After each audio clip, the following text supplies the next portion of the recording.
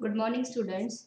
Today we are going to learn about the block diagram of DC regulated power supply.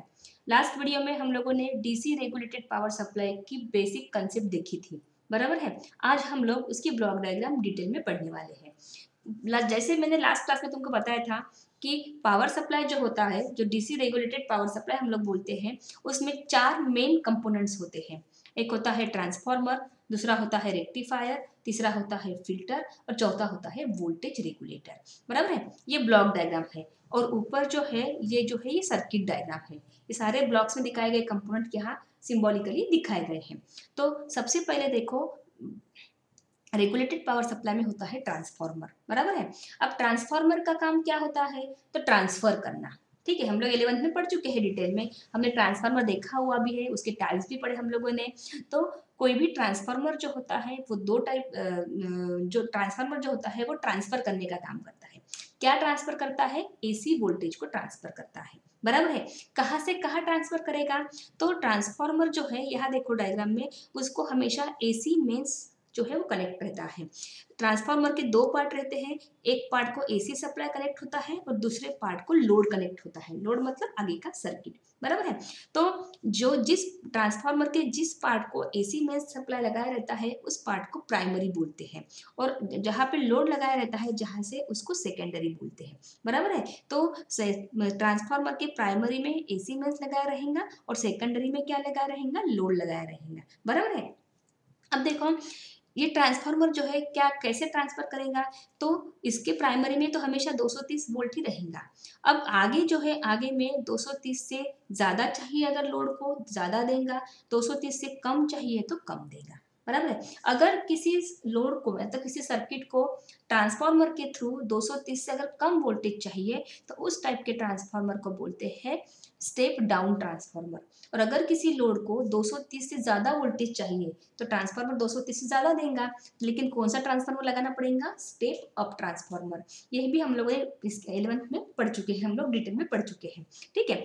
फिर यहाँ पे symbol देखो, यहाँ AC wave का सिंबल है, यहाँ पे भी एसी वेव का सिंबल है। ऐसा क्यों? क्योंकि ट्रांसफार्मर सिर्फ ट्रांसफर करता है एसी टू एसी, समझे ना। एसी लेगा, एसी ट्रांसफर करेगा, बस कम ज़्यादा करके ट्रांसफर करेगा, बराबर है।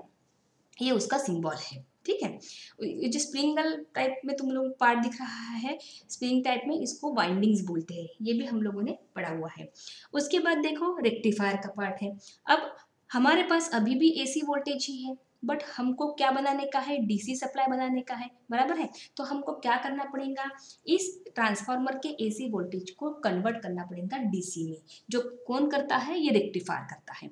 Always rectifier is use to convert AC voltage into DC voltage, बराबर है। अब ये जो है, जैसे ट्रांसफार्मर देखो, यहाँ पे ट्रांसफार्मर जो है रेडी मिलता है अपने को मार्केट में, वैसे रेक्टिफायर अगर अपने को लगाना है पावर सप्लाई में तो अपने को उसको बनाना पड़ेगा।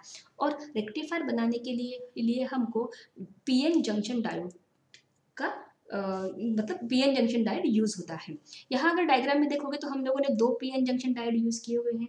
अब हम लोग कितने पीएन जंक्शन डायोड यूज करते हैं, इसके बेसिस पे रेक्टिफायर जो होता है वो तीन टाइप का होता है। एक होता है हाफ वेव रेक्टिफायर, दूसरा होता है फुल वेव रेक्टिफायर और तीसरा होता है ब्रिज वेव रेक्टिफायर। अगर तुमने पावर सप्लाई में सिर्फ ये एक ही डी ये एक ही अगर तुम लोग ने डायोड यूज किया तो उसको बोलते हैं हाफ वेव रेक्टिफायर। अगर तुम दो यूज करते हो पैरेलल कॉम्बिनेशन में, शंट कॉम्बिनेशन जिसको बोलते हैं, उसको बोलते हैं फुल वेव रेक्टिफायर। और अगर तुमने ब्रिज के फॉर्म में चार लगाए तो उसको बोलते हैं ब्रिज वेव रेक्टिफायर। ऐसे रेक्टिफायर जो होते हैं वो तीन टाइप के होते हैं, हाफ वेव, फुल वेव और ब्रिज वेव रेक्टिफायर। इस टॉपिक में हम लोग तीनों जो है रेक्टिफायर डिटेल में पढ़ने वाले हैं। अब देखो, यहाँ सिंबल देखो इसका, ये जो एसी वोल्टेज दिख रहा है यहाँ पे देखो डीसी दिखाया गया है, लेकिन देखो ऐसे डॉट फ्लक्चुएटेड फॉर्म में दिख रहा है। ऐसा क्यों? तो रेक्टिफायर जो होता है उसका एक मेन डिसएडवांटेज जो है वो ये होता है कि उसका आउटपुट फ्लक्चुएटेड होता है। फ्लक्चुएटेड का मतलब क्या होता है? देखो, रेक्टिफायर एसी को डीसी में कन्वर्ट करता है। इसका मतलब क्या कि अगर हमने उसको 5 वोल्ट एसी दिया तो उसके आउटपुट में अपने को 5 वोल्ट डीसी मिलना चाहिए, बट रेक्टिफायर के केस में ऐसा नहीं होता है। अगर सपोज कोई रेक्टिफायर को हम लोग 5 वोल्ट सप्लाई देते, एसी वोल्ट देते हैं, तो रेक्टिफायर हार्डली 4.8 तक उसको डीसी में कन्वर्ट करेंगे, बराबर है। लेकिन ये 4.8 अगर वो डीसी में कन्वर्ट करता है तो बचा कितना, 0.2 वोल्ट बचा। ये 0.2 वोल्ट जो होता है वो एसी का एसी ही रहता है, वो डीसी के साथ मिक्स होता है। और ये जो मिक्स हो, दोनों एसी डीसी जो मिक्स होते हैं, इनकी वजह से वेव जो है तुम्हारी ऐसी हिलती हुई दिखती है, जिसको फ्लक्चुएटेड वोल्टेज बोलते हैं। ये रेक्टिफायर का डिसएडवांटेज है, बराबर है। अब उसके बाद देखो ये फिल्टर दिखाया गया है। अब जो जो यहाँ पे फ्लक्चुएशंस अपने को दिख रहा है रेक्टिफायर में, बराबर है, ये अपने को नहीं चाहिए। अपने को फाइनली क्या चाहिए, प्योर डीसी वोल्टेज चाहिए। तो बाद में अपना काम क्या होगा कि ये रेक्टिफायर में जो फ्लक्चुएशंस आए हुए हैं, जो हम लोगों ने फॉर एग्जांपल 0.2 वोल्ट एसी जैसे का वैसा रख रहा है, बोला है, उसको अपने को हटाना पड़ेगा, बराबर है। तो लेकिन हटाएंगे कैसे, दोनों तो एक दूसरे में मिक्स है, इसीलिए वो मिक्सिंग में जो एसी वोल्टेज को निकालने के लिए यहाँ फिल्टर यूज करते हैं। जैसे हम लोग जनरली फिल्टर जो होते हैं यूज करते हैं, जैसे वाटर फिल्टर अगर हम लोग बोलेंगे तो इम्प्योरिटी जो होती है वो ऊपर रहती है और प्योर वाटर नीचे आता है। वैसे ही इसमें क्या होता है, इसके इसमें फिल्टर सर्किट का नाम है। वो क्या करेगा, ये एसी वोल्टेज जो है उसको ब्लॉक करता है और डीसी वोल्टेज को पास करता है। यहाँ पे देखो इस डीसी जो है ये वेव अपने को मिली हुई है, ये फ्लक्चुएशन जो है फिल्टर ने निकाला गया है। लेकिन फिल्टर का भी डिसएडवांटेज क्या होता है कि ये प्योर 100% फिल्टरिंग नहीं करता है। जो 0.2 वोल्ट ये फिल्टर कर रहा है उसमें से भी कुछ वोल्ट जो है वो फिल्टर नहीं होगा, और जैसे का वैसा वो फिल्टर के साथ आ जाएगा। फिर वो जो थोड़ा सा वोल्टेज वापस एसी जो है फिल्टर के आउटपुट में आ गया है, वो जो है स्ट्रेट वोल्टेज न दिखाते हुए, देखो यहाँ पे हिलते हुए दिख रहा है, तो वो थोड़ा सा जो वोल्टेज है वो डीसी वोल्टेज को हमेशा हिलाते रहेगा, बराबर है।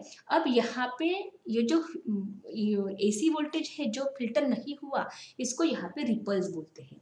देखो दोनों में डिफरेंस क्या है, तो रेक्टिफायर के पास जो वोल्टेज रेक्टिफाई नहीं हुआ उसको हम क्या बोलेंगे, फ्लक्चुएशंस बोलेंगे। फिल्टर के पास जो फिल्टर नहीं हुआ है उसको क्या बोलते हैं, रिपल बोलते हैं या फिर रिपल वोल्टेज बोलते हैं, बराबर है। फिर क्या करना पड़ेगा अपने को, तो ये जो थोड़ा सा वोल्टेज है जिसकी वजह से देखो प्योर डीसी स्मूथ डीसी नहीं मिल रहा है, तो ये अपने को हटाना पड़ेगा। अब ये हटाने के लिए और अपने को कांस्टेंट वोल्टेज लाने के लिए, कांस्टेंट वोल्टेज मिलने के लिए यहाँ पे अपने को वोल्टेज रेगुलेटर लगाना पड़ेगा। वोल्टेज रेगुलेटर क्या करेगा, आउटपुट वोल्टेज जो है वो रेगुलेट करेगा। रेगुलेट का मतलब क्या होता है, कांस्टेंट रखना, बराबर है। तो ये वोल्टेज रेगुलेटर का काम क्या रहता है कि voltage regulator is use to regulate और कांस्टेंट डीसी आउटपुट वोल्टेज, ठीक है, even if there is any change in supply voltage और any change in load current. मतलब ये सर्किट में ये जो आरएल दिख रहा है तुम लोगों को, यहाँ पे यहाँ का करंट क्या होगा, आईएल होगा। ये आईएल जो होता है जिसको लोड करंट बोलते हैं, ये लोड करंट अगर कम ज़्यादा भी हो जाएगा किसी रीज़न की वजह से, या यहाँ फिल्टर के पास का वोल्टेज भी अगर कुछ कम ज़्यादा होता है, तो भी इस वोल्टेज रेगुलेटर की वजह से हमको हमेशा कांस्टेंट, इसको या फिर अपन स्मूथ वोल्टेज बोलते हैं, हमेशा अपने को स्मूथ डीसी वोल्टेज मिलेगा। तो वोल्टेज रेगुलेटर का काम क्या है, रेगुलेट मतलब क्या होता है, कांस्टेंट रखना। तो वोल्टेज रेगुलेटर क्या करेगा, it is use to regulate और constant the DC output voltage even if there is any change in the load current और any change in the supply voltage, ठीक है। ऐसे ये कंप्लीट जो है वो ब्लॉक डायग्राम है, बराबर है। जिसमें देखो फिर से एक बार ट्रांसफार्मर लगाया जाता है जो क्या करता है, एसी वोल्टेज मेंस से लेता है और आगे जो है जितना रिक्वायर्ड होता है उतना ट्रांसफर करता है। फिर रेक्टिफायर क्या करता है, उस एसी को डीसी में कन्वर्ट करता है। लेकिन रेक्टिफायर कंप्लीट रेक्टिफिकेशन नहीं करता है, तो जो फ्लक्चुएशंस आए हुए हैं उसको हटाने के लिए यहाँ क्या लगाते हैं, रिपल फिल्टर लगाते हैं। फिल्टर क्या करता है, डीसी को पास करता है और एसी को ब्लॉक करता है। लेकिन फिर भी अगर कुछ फिल्टर नहीं हुआ है तो उसको रेगुलेट करने का, इसको हटा के इसको ब्लॉक करके स्मूथ डीसी वोल्टेज देने का काम कौन करता है, वोल्टेज रेगुलेटर करता है, बराबर है। तो ये ऐसा है कंप्लीट जो है ब्लॉक डायग्राम है पावर सप्लाई का। एग्जाम के लिए अगर तुम लोग देखोगे तो it's very very important question for board exam. हमेशा बोर्ड एग्जाम में 4 मार्क के लिए क्वेश्चन आता है कि draw the block diagram of power supply and explain each block. तो ये ब्लॉक डायग्राम पे तुमको 1 मार्क मिलेगा और कंप्लीटली 3 मार्क जो होंगे वो तुमको इसको एक्सप्लेन करने के लिए रहेंगे, बराबर है। तो ईच एंड एवरी ब्लॉक जो है तुमको अच्छे से डिटेल में उसको एक्सप्लेन करना है, ठीक है। तो आज जो है, आज हम इतना ही पढ़ेंगे। तुमको कॉपी में क्या लिखना है, डायग्राम अगर तुमने ड्रॉ की हुई है इसके पहले वाले क्लास में दिखाई थी, अगर ड्रॉ करके है तो जो नोट्स में तुमको सेंड करूँगी वो तुमको अच्छे से लिखना है। और लिखने में बाद यहाँ पे लिखना है कि very very important for 4 mark. ठीक है, तो आज के लिए इतना है। ओके।